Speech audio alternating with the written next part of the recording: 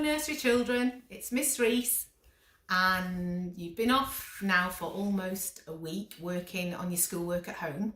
And one of the things I'm really missing, apart from all you, of course, because I'm really missing all of you, is I'm missing reading stories to children. So I thought I'd find a book to read to you this afternoon. And the one I've chosen is a really, really old book. It's called The Bears Who Stayed Indoors. And I chose this one because it's a very, very old book. But I thought that some of you may be staying indoors a little bit more than you'd like to at the moment. So I thought this might be a good book to choose. It's very, very old.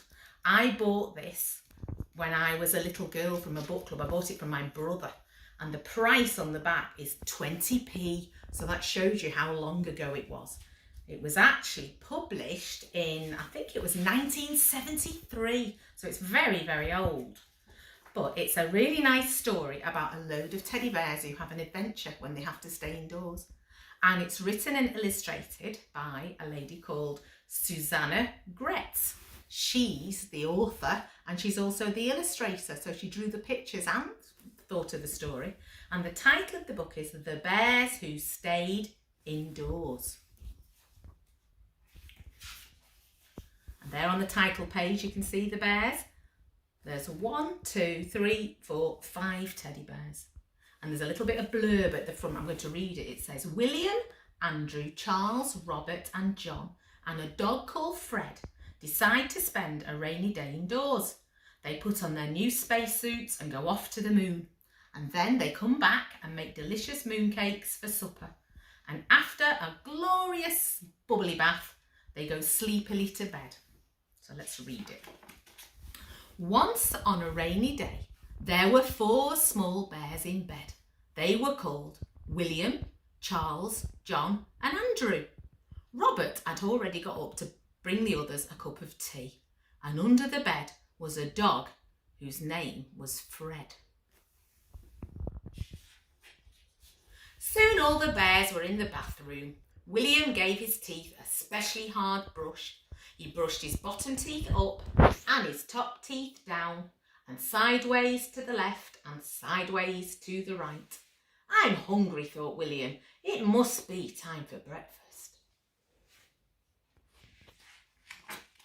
William ate grapefruit, bacon, scrambled eggs, butter, toast and marmalade for breakfast. Charles ate hardly anything at all, for he was reading the cereal packet. On the packet was a picture of a spacesuit.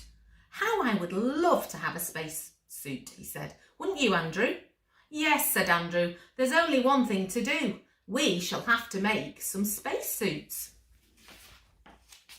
But first they had to do the housework. Andrew shook out the mop. Charles brought in the post. Robert beat the rugs. John cleaned the windows. William was too full of breakfast to do anything much. It's hard to make the bed, he said.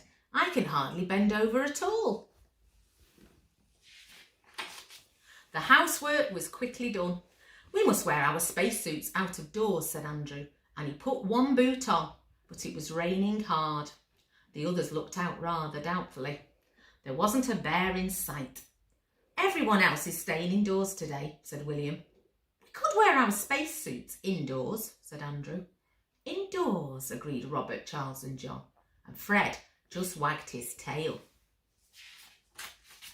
John painted a yellow moon on a black piece of paper so they could go to the moon indoors.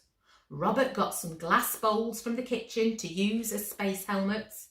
I do look terribly smart, he said. William filled a picnic basket.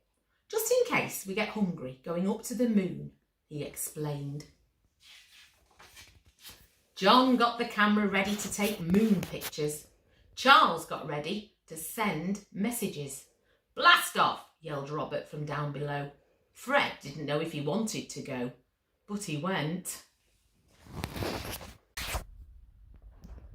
Then down they came again, one by one. Fred did not like going to the moon and he jumped right out of the spaceship. I've had enough too, said Robert. The ropes were too tight round his middle. Besides, he couldn't help noticing that someone had already eaten most of the picnic. And here on this big sign you can see the words that say, welcome Home Space Bears. Then it was time to tidy up. John tidied up the moon. Robert tidied up the camera. William and Andrew tidied up the spaceship. Charles looked through the telescope. Then William's stomach began to growl. "My stomach is thinking about supper," he said. William went straight to the kitchen. He took out the spoons, bowls, pots and pans, eggs, milk, sugar, flour and a lot of other things to make some little moon cakes for supper. The other bears helped and Charles found the recipe. It told exactly how to make the most delicious moon cakes. "I'm going to be the waiter," said Andrew, and he put a plate of moon cakes on the table. "I like honey on my moon cakes," said William.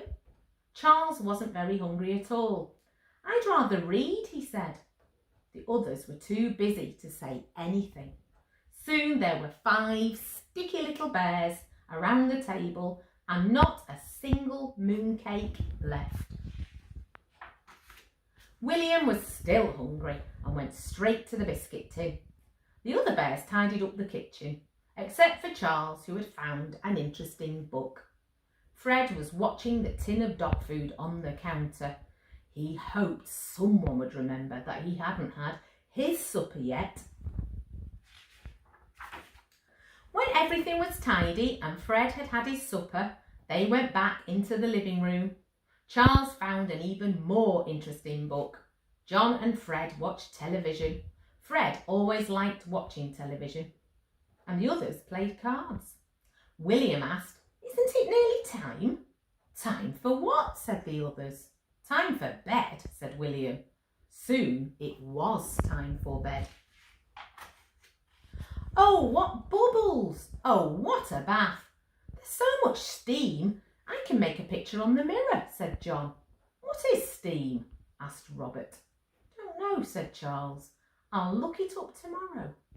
William was gargling with his peppermint flavoured mouthwash. It's funny, he thought, gargling always makes me hungry. The 5 bears hopped into bed.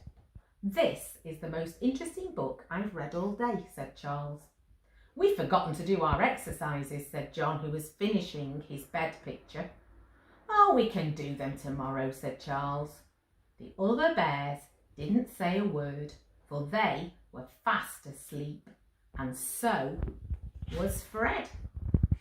And that is the end of the story of the bears who stayed indoors. I really like this book because I think it gives you lots of good ideas of things you can do if you've got to stay in. I mean, can you see what they're doing here? He's doing some writing. And what else could you do? Well, you've got to have your breakfast every day. This is a good page. This shows them all doing household jobs, household chores. So while you're at home, you can help your mums and dads to do some jobs around the house, some housework. And then you can see the children, the bears about to go out in the garden, but then they decide not to.